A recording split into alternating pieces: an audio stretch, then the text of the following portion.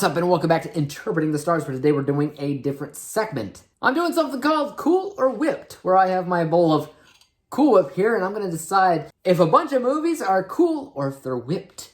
So yeah, I'm going to be talking about 3 different movies. None of them are related. They're all different genres, and the reason why I can talk about these movies so quickly is because I don't really have that much to say about any of them. I wasn't really planning to see any of them. 2 of them I watched because my wife wanted to see them, and the third one was a screener that was sent to me by Shudder. So none of them I was planning to watch, but we're going to find out if they are cool or whipped. Let's get cracking. The first movie on this list is a comedy that can be found over on Hulu. It's kind of a rom-com, if you will. It takes place in the holidays. It's called Happiest Season. When it comes down to Hulu, I've seen a lot of people talk about a lot of their original programming. A lot of the stuff I've never even planned to ever watch, but because people keep on talking about them, I feel like I have to give my 2 cents. And yeah, this movie is fine. It's nothing that's game-changing. It's warm. It's fun.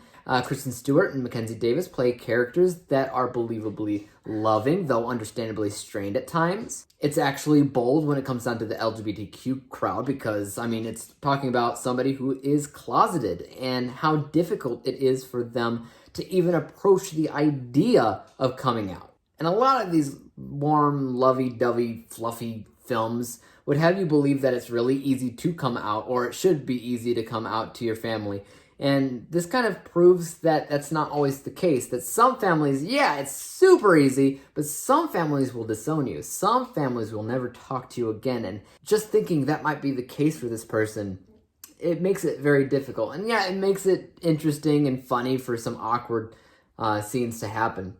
But it's sad that in 2020, we can still make a movie like this and make it be relevant. That being said, I don't actually think this movie is great. I think it plays off of some of the heaviest stereotypical tropes that you normally find in meeting of the parents type comedies, especially Meet the Parents itself, especially when it comes down to the ex-boyfriend that shows up unannounced trying to win back the love of his past. And I fully understand that holiday films are often unoriginal and stereotypical and trope heavy, but regardless, we all want there to be something different, something unique, something special about a film, especially if we want to come back and revisit a holiday film every year around Christmas time. And I just don't think that this movie had that quality. I rated it at 65%, which means that I don't think it's cool. I think it's whipped.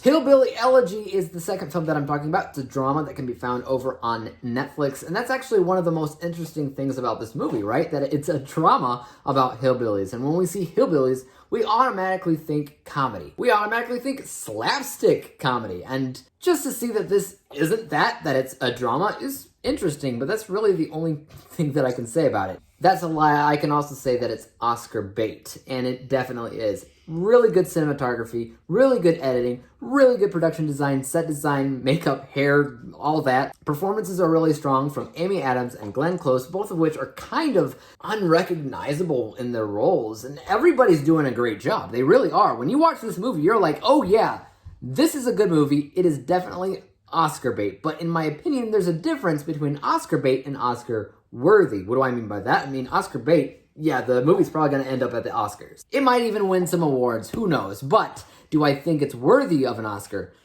Not exactly. This movie's incredibly boring. I constantly wondered to myself, what's the point of this? Why did this story have to be told? I mean, I know it's a true story, I know it's a memoir, and that's all fine and dandy, but why did the memoir have to be told? Why should I care about this family and what they're going through? Because I didn't. I didn't care about them. I was constantly waiting for something to happen, to be a game changer, and it just never did. It was just a boring true story film about a hillbilly family. Maybe I missed the point. Maybe I didn't. I don't know. You tell me. But at the end of the day, I can still appreciate that it was made incredibly well, but I was bored. So the score here was 67%, which means that it's not cool, it's whipped. Anything for Jackson is the last film that I want to talk about on this review today. It was a screener sent out to me by Shudder. It should be releasing on that platform on December 3rd. And the main thing that I want to say about this movie is that it surprised me. I was not expecting this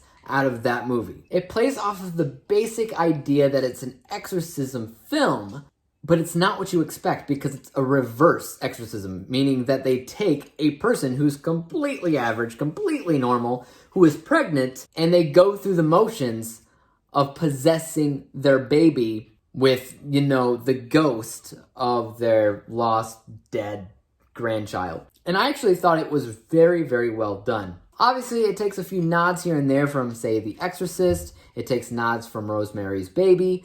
But all in all, it actually feels relatively original, specifically because it's a reverse exorcism. It also has a very subtle sense of humor because you have these old people who are doing it, and old people keep on screwing up everything that they ever do. That's a stereotype, of course. And so these old people are trying to do the reverse exorcism, and they're just not doing it right. And so it goes into these themes about be careful what you wish for, don't open Pandora's box, of course, which is what the old people do by trying to do this reverse exorcism thing. Ghosts start showing up when they shouldn't be showing up. And it reminds me of the Conjuring universe of films when they would introduce you to all these different unique creatures and ghosts that would show up that are memorable, that have characteristics. That's what these ghosts have in this movie. They're different. They're unique. They're memorable. Above all else, they're creepy. I actually found this film to be effectively spooky. Now, on the downside, when it comes down to this movie, people are going to look at this poster and they're going to think that it looks like trash. And it kind of does. This is not a very appealing poster. You look at it and you think, B-movie horror at best. You think cheap, you think amateur, you think a whole lot of other words that aren't the greatest. And that's just a problem that Shudder keeps having. Shudder is not the best when it comes down to marketing. People who don't have Shudder are most likely not going to watch this. That is unfortunate, though, because I actually think this is a good movie. I think that it's going to be a hidden gem for a lot of people who end up discovering it. So I actually rated this 81%. So no, this is not whipped. This is cool. But that's it. Those are the 3 movies that I had to talk about today on Cool or Whipped. And but I want to hear what you guys have to say about those in the comment section down below. Do you think that Hillbilly Elegy is a dramatic film that makes you cry? Do you think that Happiest Season is indeed a happiest film? And are you looking forward to the Shudder original film, Anything for Jackson? As for YouTube, you guys know what to do. Hit the like, subscribe button, and bell to be notified when I come out with my next video. And until then, peace! Dave examines movies we just watch for fun. Davey is the expert. He is the #1 critic that I go to when I need a movie pick. Thanks for joining up with us. We think you're